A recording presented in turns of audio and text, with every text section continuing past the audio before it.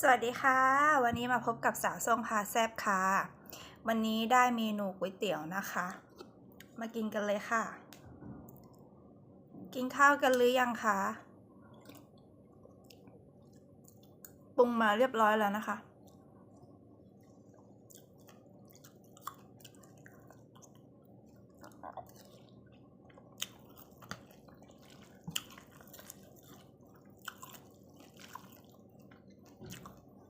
อร่อยมากค่ะ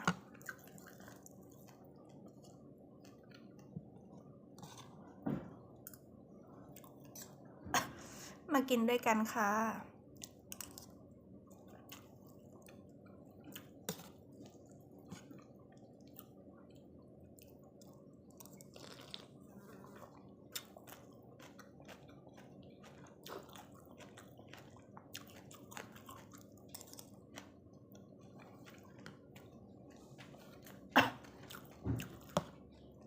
มีข้าวกับไข่ต้มด้วยนะคะกลัวแสบท้องค่ะ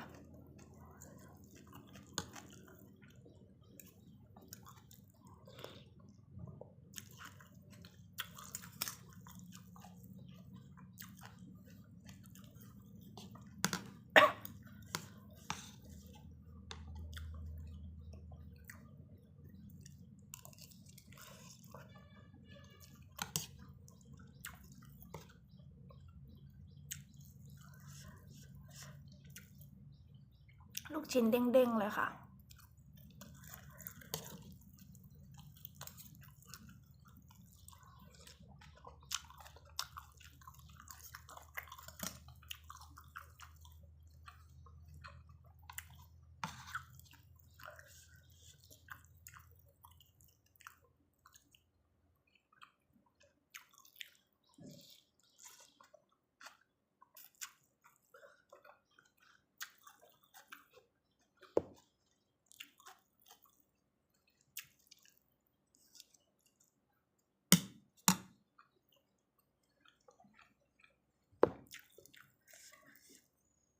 ไข่ต้มค่ะ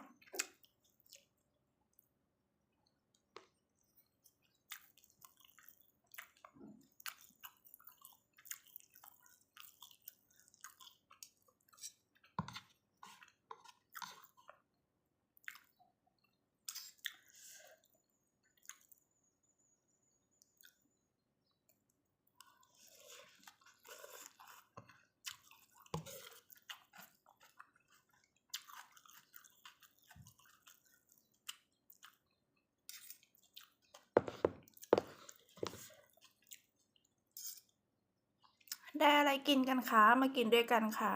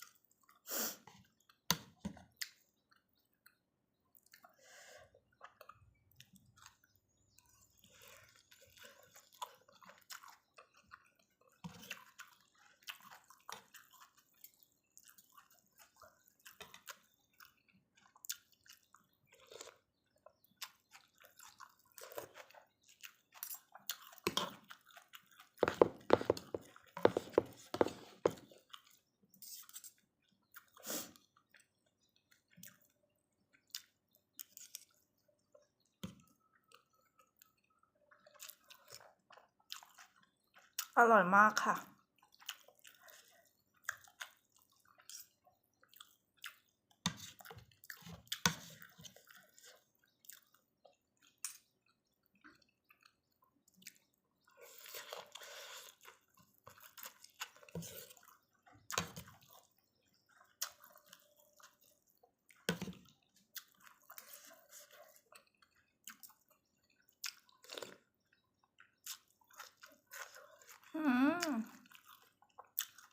รสชาติจัดจ้านมาก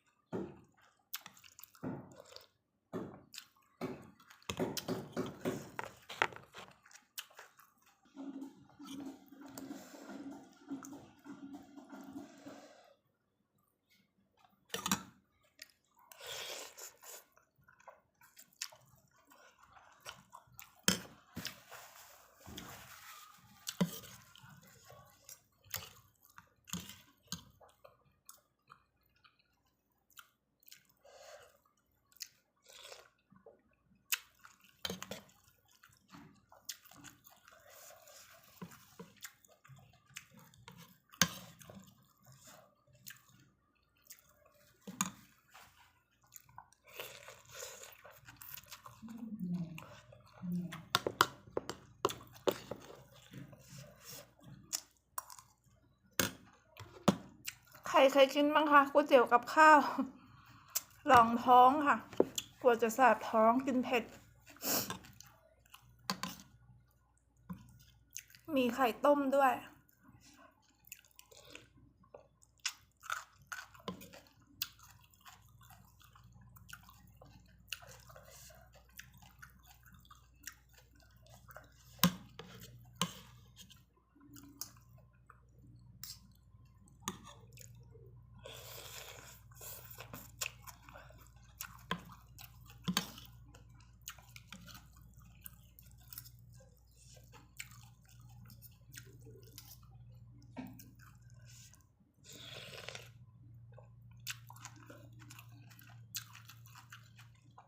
อร่อยมาก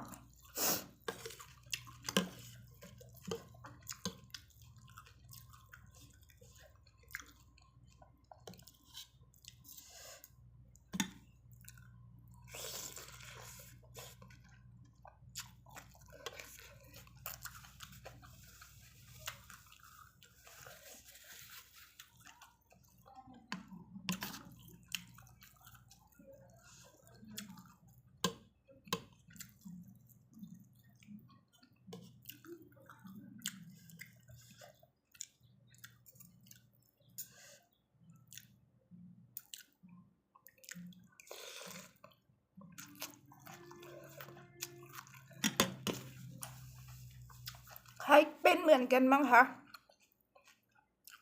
กินก๋วยเตี๋ยวจะต้องกินลูกชิ้นทีหลัง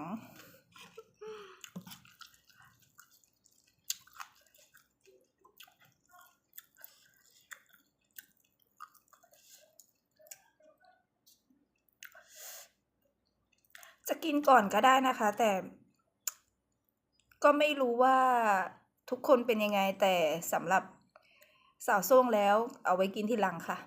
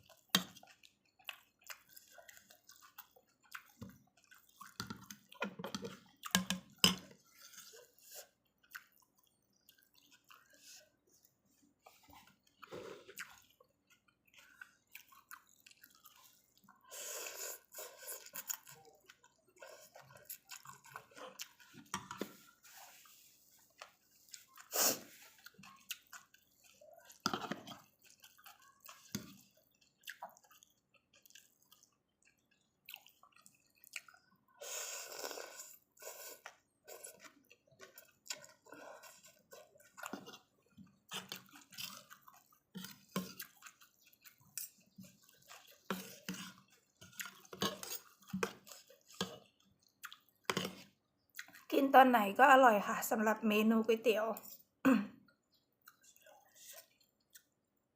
สำหรับคนชอบเส้นนะ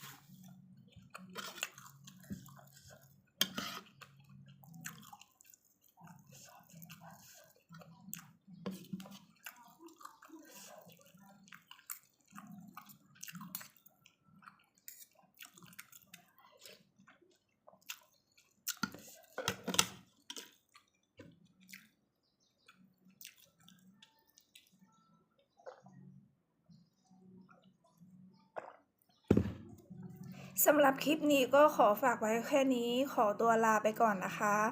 อ่า